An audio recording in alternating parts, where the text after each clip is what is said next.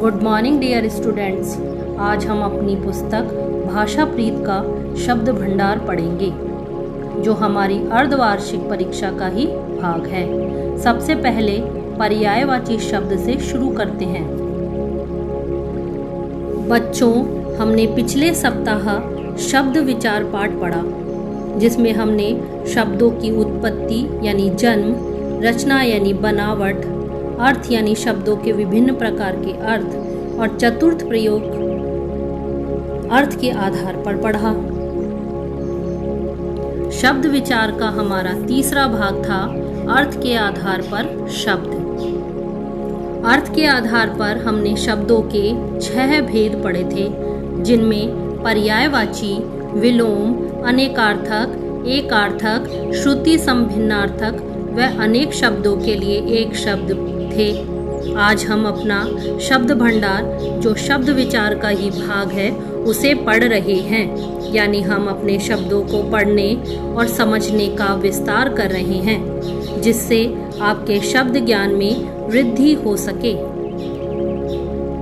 पर्यायवाची शब्द। जीवन में हम अवसर के अनुसार कपड़े या वस्त्र पहनते हैं, भोजन करते हैं तथा व्यवहार करते हैं। जैसे साधारण समय होने पर सादा वस्त्र पहनते हैं, परंतु पार्टी या त्योहार होने पर हम सुंदर वस्त्र व आभूषण पहनते हैं। उसी प्रकार शब्द हमारी भाषा के आभूषण व वस्त्र हैं। हम इनका प्रयोग भी अवसर के अनुसार करते हैं। साधारण या घर के आसपास अपनी भाषा या मातृभाषा में, परंतु जब हम विद्यालय या किसी सभ्य व्यक्ति के साथ होते हैं तो सुंदर व सभ्य भाषा का ही प्रयोग करते हैं। अतः भाषा का सौंदर्य शब्दों के सौंदर्य पर ही निर्भर करता है। अवसर के अनुसार शब्दों का चयन करने से भाषा प्रभावशाली व सुंदर होती है। आइए अब हम पर्यायवाची शब्द पढ़ते हैं।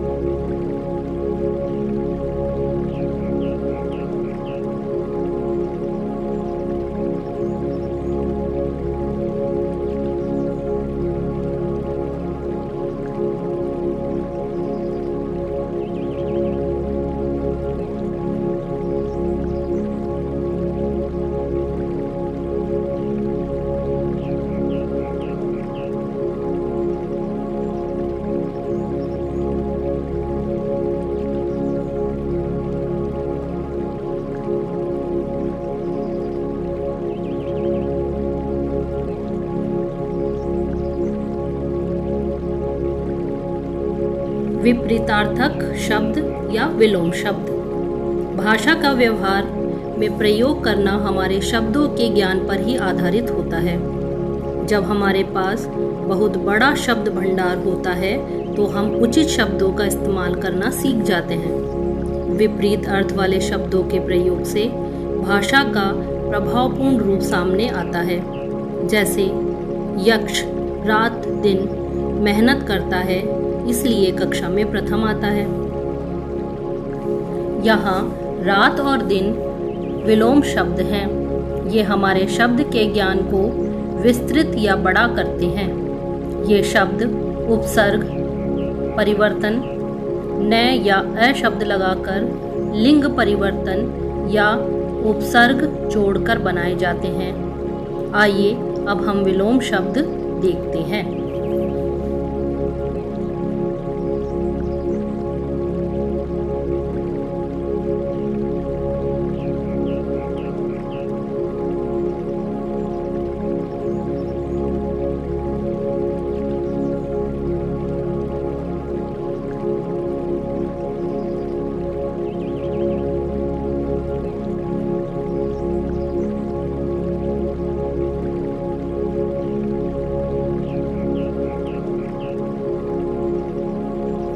अनेकार्थक या अनेकार्थी शब्द। अनेकार्थी शब्द अनेक प्लस अर्थ प्लस ई के योग से या जुड़ने से बने हैं, जिनका अर्थ है बहुत से अर्थ रखने वाला। अनेकार्थी शब्द के अनेक अर्थ होते हैं, जैसे तारा शब्द का नक्षत्र, भाग्य, मोती, आँख की पुतली आदि अनेक अर्थ हैं। इसमें आपने देखा कि तारा शब्द अनेक अर्थों वाला शब्द है। हमारी पुस्तक में भी 11 से 20 तक अनेकार्थी शब्द दिए गए हैं। उन्हें हमें अर्धवार्षिक परीक्षा में लिखना है।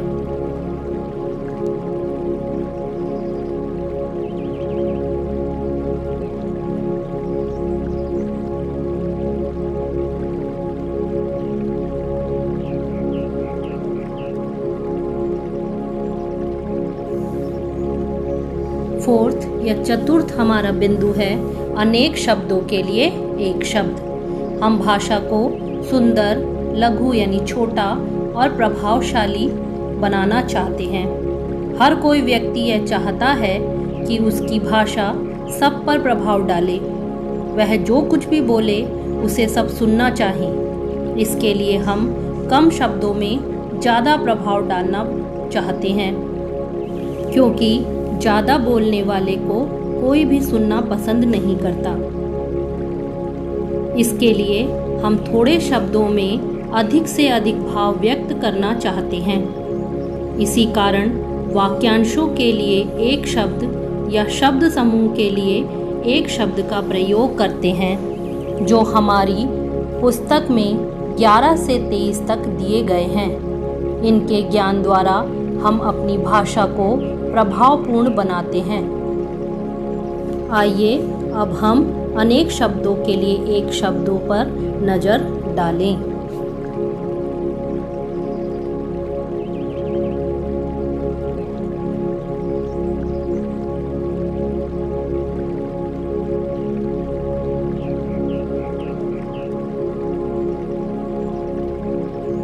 श्रुति संभिन्नार्थक शब्द।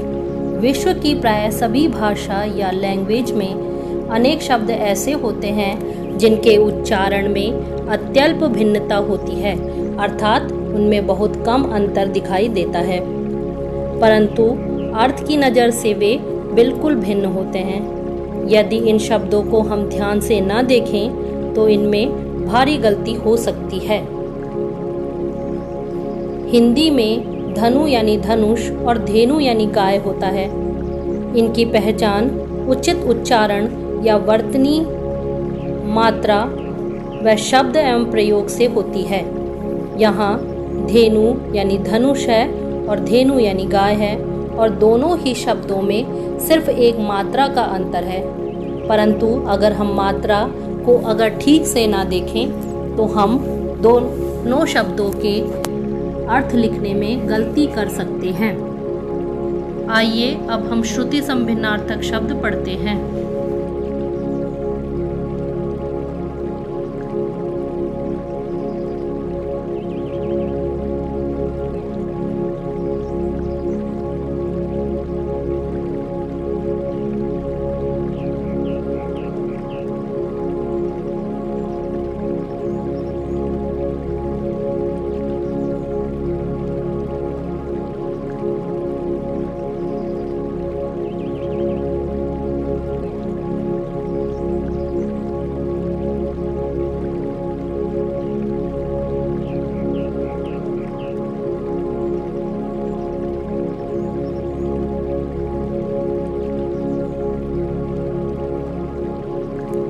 6. मुहावरे व लोकोक्तियाँ। बच्चों, मुहावरा वाक्य का अंश है जो साधारण अर्थ प्रकट नहीं करता, बल्कि वह विशेष अर्थ प्रकट करता है। मुहावरे के अंत में प्रायः क्रिया का सामान्य रूप लगा होता है। क्रिया यानी आपने जो भी कार्य किया है उसका रूप लगा हुआ होता है। मुहावरों के प्रयोग भाषा में चार चांद लगा देते हैं, अर्थात भाषा को सुंदर बना देते हैं। जो बात सीधे साधे शब्दों से कही जाने पर कहने वाले का पूरा पूरा भाव प्रकट नहीं करती है। वहीं वह बात मुहावरे और लोकोक्तियों यानी कहावतों के प्रयोग से सुंदर ढंग से प्रकट की जा सकती है। लोकोक्ति एक अनुभव युक्त वाक्य है जो लोक प्रसिद्ध होती है, अर्थात लोगों में बहुत प्रचलित है। यह वाक्यांश का अंश न होकर पूरा वाक्य होती है। इसे वाक्य में बिना कोई परिवर्तन किए ही प्रयोग में लाना पड़ता है और ये किसी कथन के समर्थन के लिए प्रयुक्त होती है। इसलिए मुहावरे और लोकोक्तियों का ज्ञान अति आवश्यक है। हमारे अर्धवार्षिक परीक्षा में आने वाले मुहावरे और लोकोक्तियाँ इस प्रकार हैं।